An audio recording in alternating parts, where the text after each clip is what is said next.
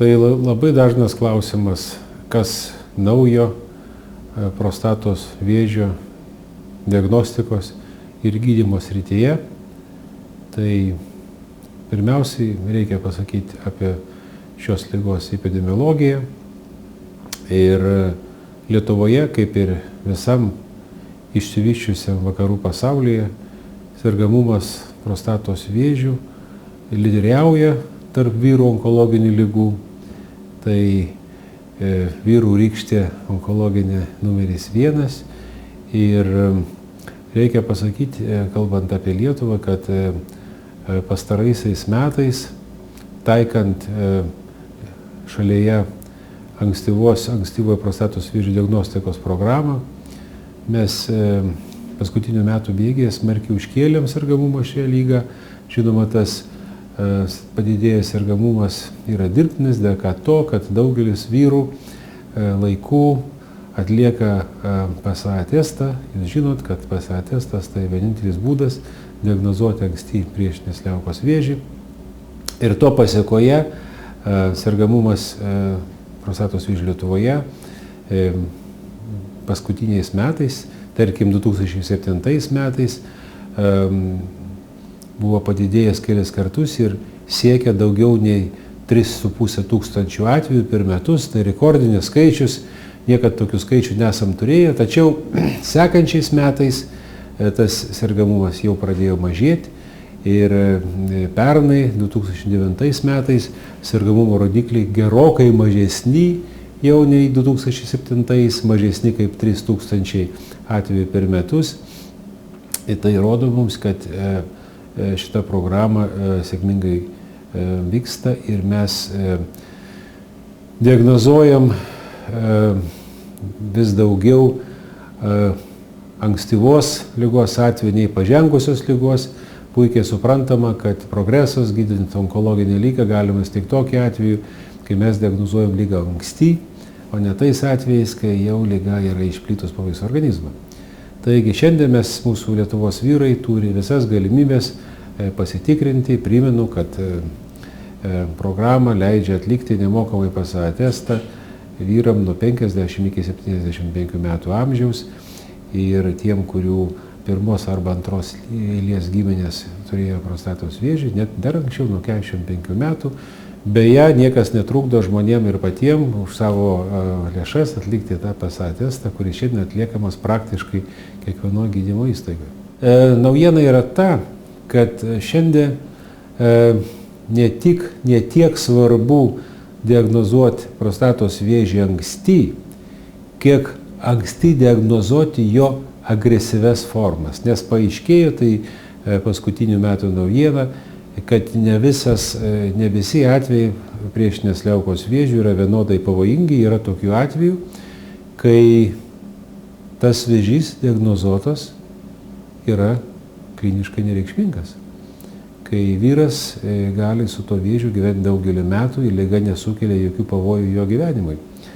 Taigi mes vis daugiau apie tai kalbam mūsų urologų kongresų metu. Mes turim daugiau požymių ir daugiau duomenų, kaip atskirti šitas kliniškai nereikšmingas, neagresyvaus vėžio atvejus nuo gyvybei pavojingų. Ir be jokios abejonės čia labai svarbu yra, žinoma, ir urologo kvalifikacija, bet iš kitos pusės ir labai detalus, labai kruopštus pokalbis su pacientu, kai atliekamas prieš atliekant PSA testą.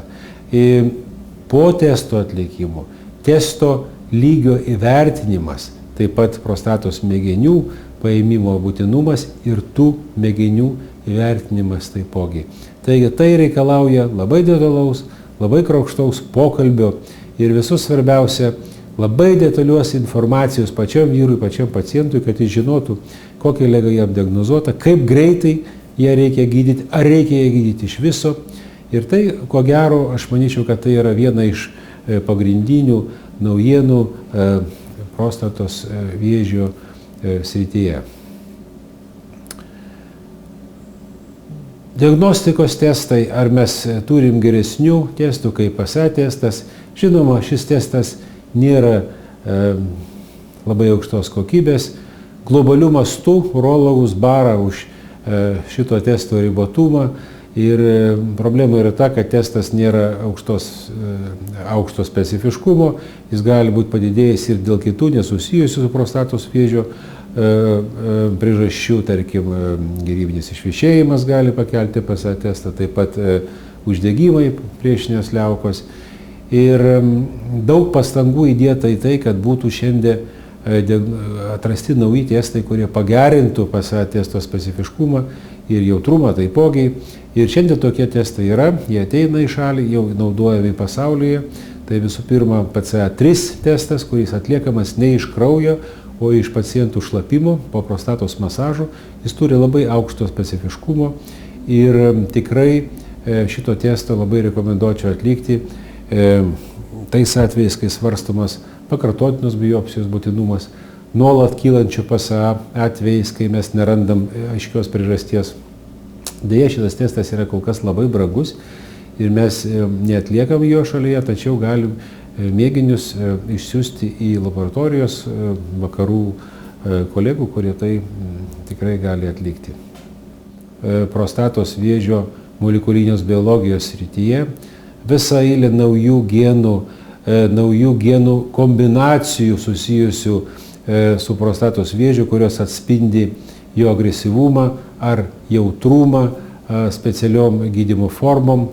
Šiandien jau turime, nesakau, kad klinikoje, bet vienas žingsnis nuo atėjimo į mūsų kliniką, tai pirmiausiai Tempors 2 genų fuzija, kuri yra šiandien teikia labai daug vilčių ir kuri, aš labai tikiu, pagerins šitos klastingos ir nevienareikšmės ligos diagnostiką.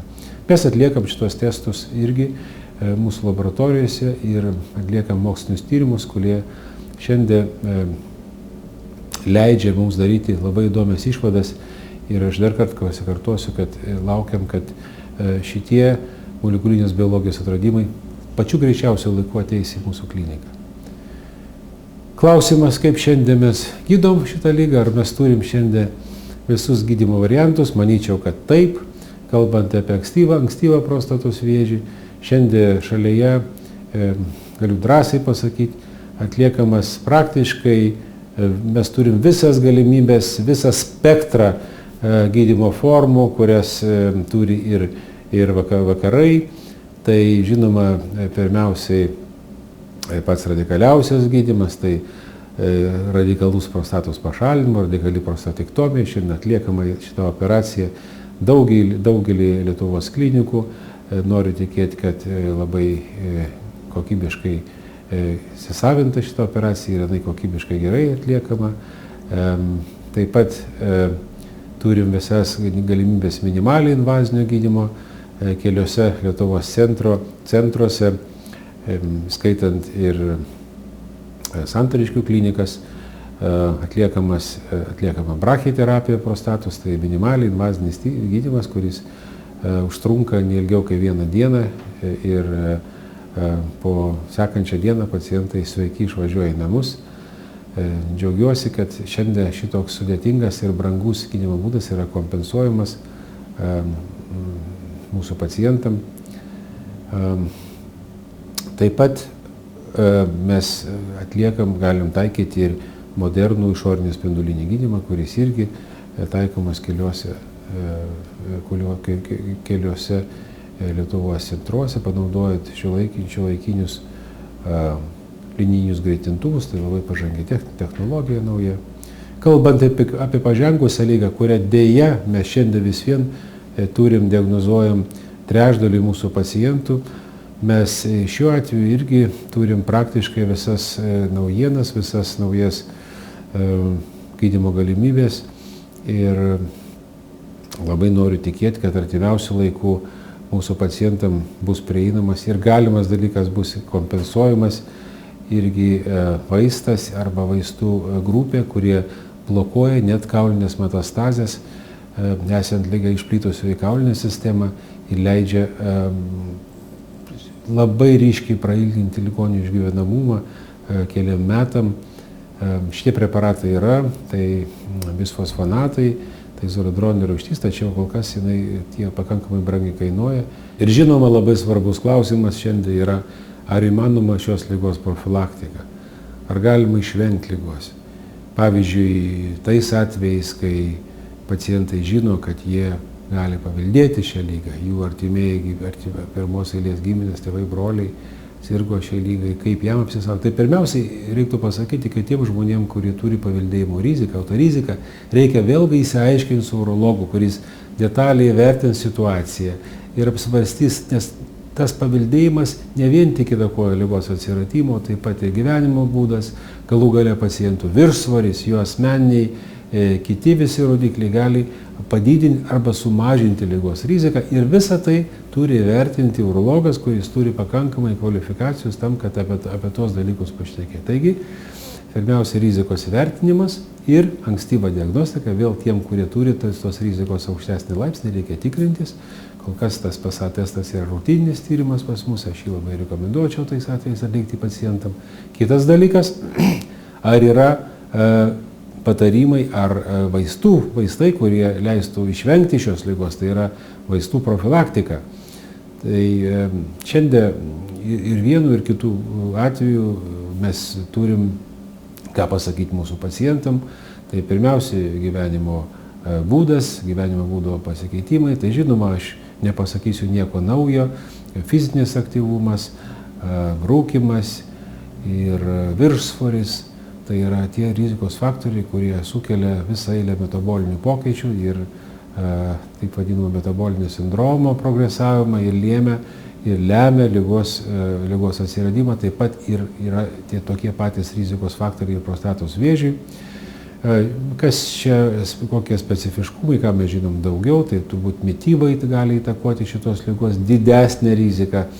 Tai yra šitoje vietoje žinoma, kad dažnas raudonos mėsos vartojimas, tai tos pačios skaniausios kiaulienos, jautienos, viržienos, neturi būti jos per daug mūsų racione, nes jinai sukelia riziką susirgti šitą ligą. Nesakau jokiais būdais, kad negalima valgyti, nereikia valgyti mėsos, tikrai ne, bet nereikia maitintis monotoniškai.